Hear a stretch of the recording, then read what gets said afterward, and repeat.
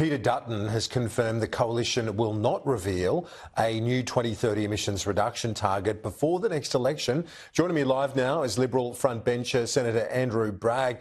Andrew Bragg, thanks for your time. Will that fly with the electorate, not having a target for where you want to take the country in terms of emissions? Well, I think that we have been very clear that there will be a target, and that's net zero 2050, and that has always been our policy. And we've always said that we would stay in the Paris Agreement. So I think some of this commentary has kind of got ahead of itself. And I think what people are looking for is our long-term commitment. It is very hard, and it's going to be very hard to get to net zero, but we are remaining committed to that key target by 2050. Are you comfortable, though, with not having a mid-term target to take to the people? Well, obviously you want to show that you're on the pathway, and my sense is that the Labor targets are probably not on track. And so what we do for 2040 and the other years in between 2050 will be announced, I'm sure, before the election. But I think the key point here is, are you going to be in Paris or out? Are you going to be in, and are you going to be in net zero 2050 or not? And we're in on that as well. You've said that you're sure there'll be targets for 2040 and so on before the election, but Mr Dutton today was pretty clear. He said, when it comes to targets and what we said, we'll work that out after we're in government. That's it. Well, that's I'm sure pretty much at odds with what you've said there.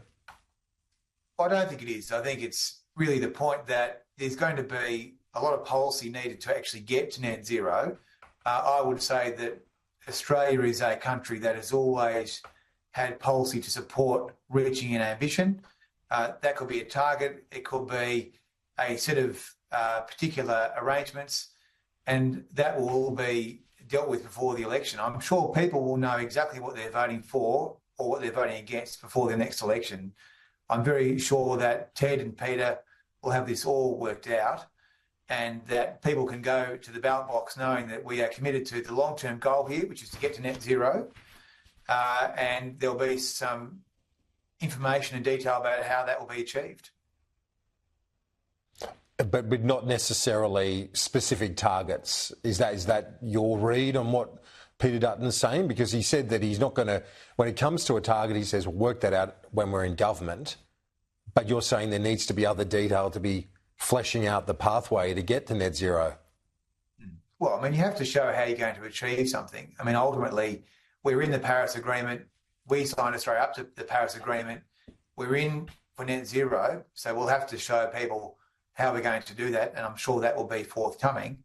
Don't forget, we voted against the Labor Party's 43% target when the legislation was presented in this term of Parliament. So not a lot of this is new, is my sense, Kieran.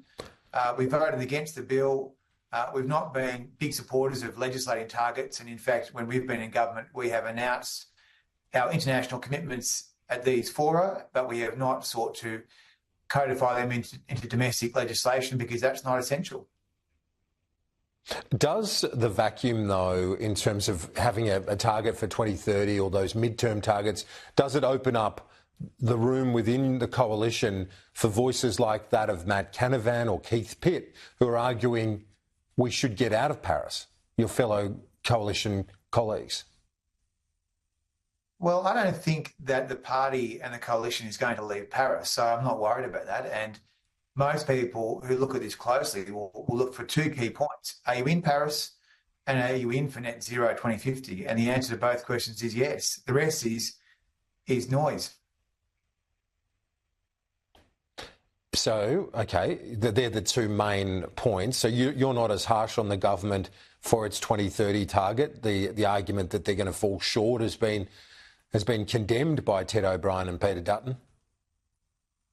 Well, that's their approach. I mean, we haven't favoured codifying these international agreements into domestic legislation. And there are a lot of other countries that agree that's not always necessary. So just because you legislate something doesn't mean it's going to happen. I mean, Labor's got a 1.2 million new houses target they've got no chance of meeting. So sometimes targets aren't worth all the effort people spend on making. Frankly, what really counts is actually getting the outcome. Sophie Scomps says you've given up on those teal seats. I asked her today on this program, do you feel that they've given up? And she says 100% they've given up on seats like hers. What do you say to that? Well, that may well be in her political interest to make that statement, but we've always been a party that sought to govern for all Australians, and that's why we are committed to net zero, and we are, in fact, the party that signed Australia up to the net zero agreement after a lot of internal debate. So that is an important policy for a lot of people who live in seats like Mackellar, and I think ultimately that's what people will be looking for. Are you in these international agreements, and are you doing your fair share? Or are you not? And I'm sure that we can give them a categoric yes. Peter Dutton says Sophie Scomps is more of a green than a teal. Do you agree with that? Well, look, all you have to do is look at the voting record of a lot of these people, and you'll see that in the main they are voting with Labor and the Greens in the Parliament on most issues. And the reality is that most people who live in those seats would be more Liberal coalition inclined. So they are often misaligned with their communities, and that's something that we need to make sure that we talk about widely between now and the election, because ultimately the representatives have to work on behalf of the people. We've got another representative coming up, Allegra Spender. I'm sure she'll like to have a few words on that. Andrew Bragg, thanks. Appreciate it. Thanks, KG.